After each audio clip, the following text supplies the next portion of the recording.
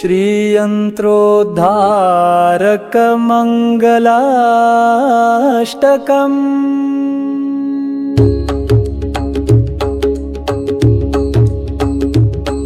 यन्त्रोद्धारक नाम को रघुपते राज्ञां गृहीत्वा नवं तीर्त्वा शोकवने स्थितां स्वजननी सीतां निशाम्याशुगः कृत्वा संविदमङ्गुलीयकमिदं दत्त्वा शिरोभूषणं सङ्गृह्यार्णवमुत्पपात हनुमान् कुर्यात् सदा मङ्गलम्।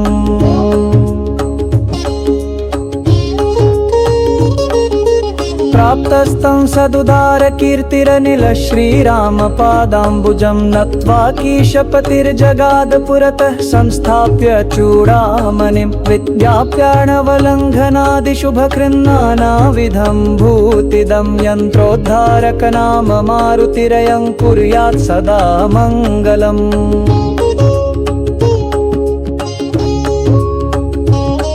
धर्माधर्म विचक्षण सुरतरुर्भक्तेष्ट संदोहने दुष्टारातिकरीन्द्र कुम्भदलने पंचानन पाण्डुजः द्रौपद्ये प्रददौ कुबेरवनजं सौगन्धि पुष्पं मुदा यन्त्रोद्धारक नाम मारुतिरयं कुर्यात् सदा मङ्गलम्।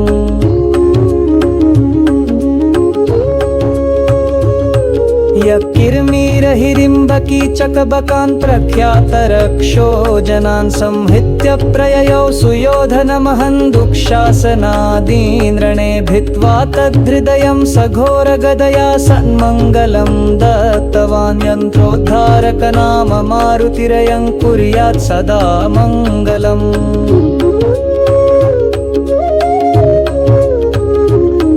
यो भूमौ महदाग्मया निजपतेर्जातो जगज्जीवने वेदव्यासपदाम्बुजेकनिरतः श्रीमध्यगेहालये सम्प्राप्ते समये त्वभूत् स च गुरु कर्मन्दि चूडामणिः यन्त्रोद्धारक नाम मारुतिरयं कुर्यात् सदा मङ्गलम्।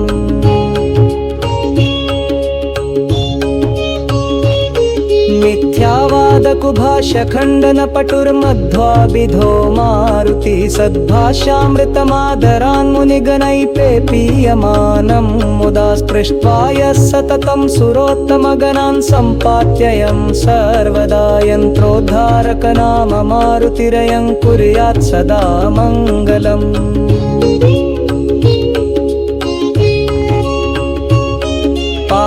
कार्कसमान परमासा कीर्ककाकारिभिः विविद्यासार्कजवानरेरितरुणा पीतार्कचर्क पुरा कंकारकानुचरार्क तप्तजरया तप्ताङ्कजातान्वितो यन्त्रोद्धारक नाम मारुतिरयं कुर्यात् सदा मङ्गलम्।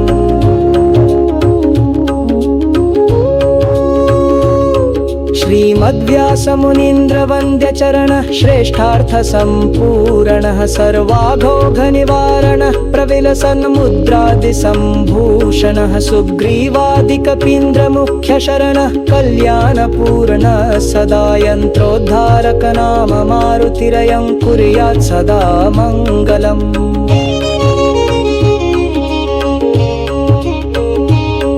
यन्त्रोद्धारकमङ्गलाष्टकमिदं सर्वेष्टसन्धायकं दुस्तापत्रयवारकं द्विजगणैः सङ्गृह्यमानं मुदा भक्ताग्रेसर भीमसेन रचितं भक्त्या सदा यः पठेत् श्रीमद्वायुसुतप्रसादमतुलं प्राप्नोत्यसौमाननम्।